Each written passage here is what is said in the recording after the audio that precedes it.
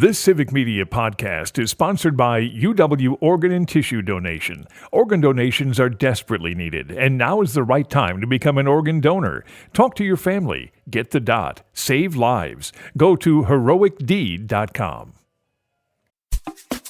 This is your WGBW Daily News Roundup for the Talk of Green Bay, 97.9 FM and 1590 AM.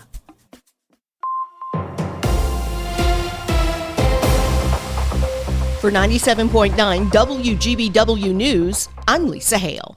Minnesota Governor Tim Walz is in Manitowoc Monday at a union-supported factory, encouraging voters in northeast Wisconsin to vote early for Vice President Kamala Harris and Democrats throughout the ballot. This was Walz's first visit to Manitowoc and his seventh to Wisconsin as vice presidential candidate. She understands that manufacturing jobs are the ticket to the middle class, a ticket that doesn't require you go into debt with a college degree, and under her leadership, we're winning the race to make sure the future is made in America. Later in the day, he attended a private event in Waukesha.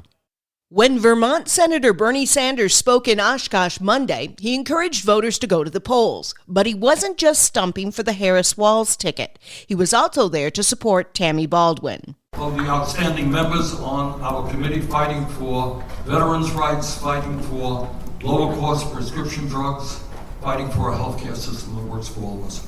Baldwin, who's running for re-election as U.S. Senator, is facing opposition from bank owner Eric Hovde. The general election is 1 week from today. This Halloween, former President Bill Clinton is coming to the Badger State. He won't be trick-or-treating, but rather he's campaigning for the Harris-Walz ticket. He'll appear in the Fox Valley and in Milwaukee. The specific locations and times have not yet been released. Meanwhile, former President Donald Trump will be in Ashwaubenon at the Resch Center tomorrow night with a campaign rally for his ticket. In the past 2 weeks, Northeast Wisconsin has gathered a lot of attention from candidates and supporters in races as diverse as U.S. President to U.S. Senator to local Senate and Assembly districts. Lori Palmieri is running for re-election in the 54th Assembly District. I think that there is a lot of emphasis going on in the Fox Valley because the decision outcome is decided by 2 or 3 votes per ward in this part of the state.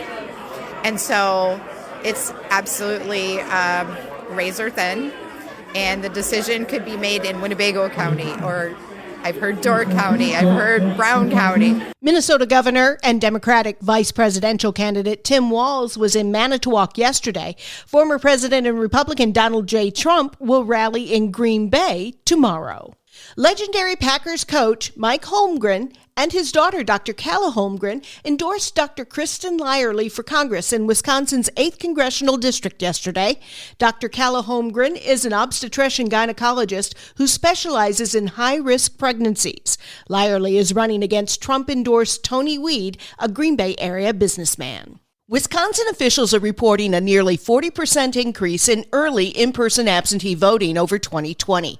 Early in-person absentee voting began last week. The Wisconsin Elections Commission says voters have requested nearly 1 million absentee ballots, with over 715,000 returned by mail or in person. Text messages can be a great way to communicate, but when it comes to election information, be careful. Stuart J. Waddles has more. Voters are being warned by the State Elections Commission to be wary of text messages claiming issues with their voter registration. The text messages, which have been reported to the commission, may not be outright scams, but could contain erroneous information that might confuse voters. To ensure accurate voting information, people are encouraged to check with their local clerks or to use the official My Vote system. Additionally, check out civicmedia.us/vote for all the voting information you need.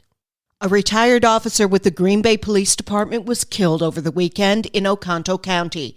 60-year-old Thomas Roberts of Green Bay was on his ATV when he was struck by an SUV in the town of Gillett Friday night. The Oconto County Sheriff's Office believes that Obilio Thomas Sargento Robrello, 32 of Gillett, was the driver of the SUV. He fled the scene of the accident. He was located in a hotel in Jacksonville, Arkansas, several days later.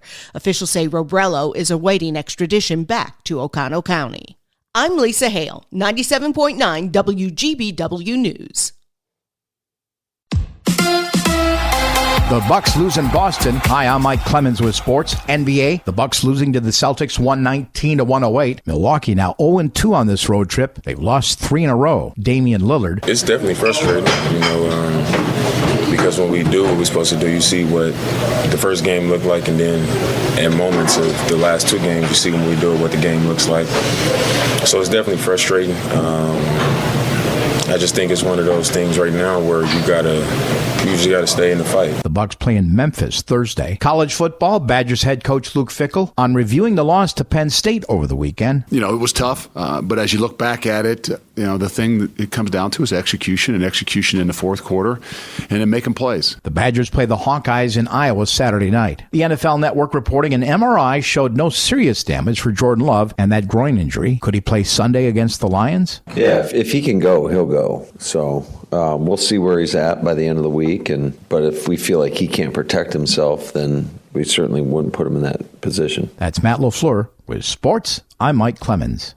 On your entertainment beat, I'm Pete Schwaba. Venom: The Last Dance led the way at the U.S. box office last weekend, taking in $51 million, but it was still a bit of a disappointment. The final chapter of the Venom trilogy, starring Tom Hardy, was tracking to the tune of a much bigger showing at the box office. The studio was hoping it pulled in an additional $20 million. Partial blame can go to the World Series, but not all of it, according to prognosticators. No reason to shed tears for Sony, as the film is performing well overseas. Coming in second was Smile 2 with just over $9 million, but a 60% drop-off after opening weekend, a little more than you'd like. The Wild Robot took in over $6 million in its 5th weekend in theaters. Outperforming Smile 2 and The Wild Robot on a per-screen average was newcomer Conclave, which received rave reviews and came in 4th place despite a limited release compared to other films. Rounding out the top 5 was the Andrew Garfield-Florence Pugh-led romance We Live in Time, which was expanded to more theaters last weekend. Scary movie releases are winding down, folks. John Oliver's comedic takes on current events are top-notch. If you want a sample size and a good laugh, check out his and Will Ferrell's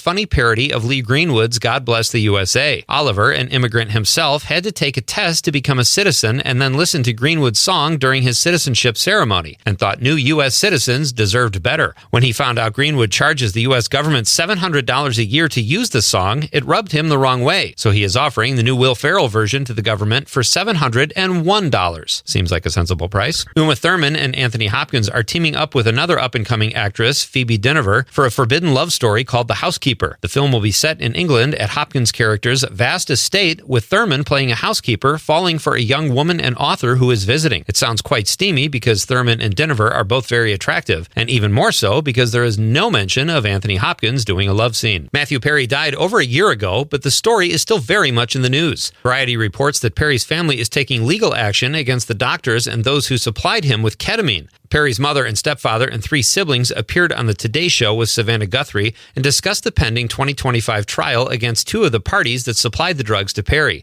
Charges were brought after a joint LAPD-DEA investigation into Perry's death. What could possibly be more fun than a Timothée Chalamet look-alike contest in New York City? How about Timothée Chalamet actually crashing the party? The actor showed up incognito at first to a sea of young men who looked similar and surprised everybody when he removed sunglasses and a mask, then posed for selfies with contestants. The contest was promoted by the use of flyers over the last few weeks. The winner was to receive a $50 prize. Seems kind of lame. In case you're wondering, the actual Timothée Chalamet took 3rd place. For more showbiz fun, tune into Nightlight with me, Pete Schwaba, weeknights from 6 to 8 p.m. on the Civic Media Radio Network.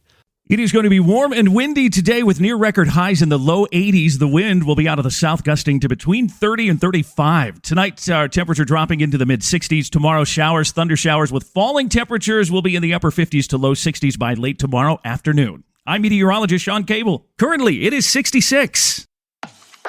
That's your WGBW Daily News Roundup from Civic Media. Subscribe to this podcast on Spotify, Apple, or wherever you find your podcasts. Find more news at WGBW.FM.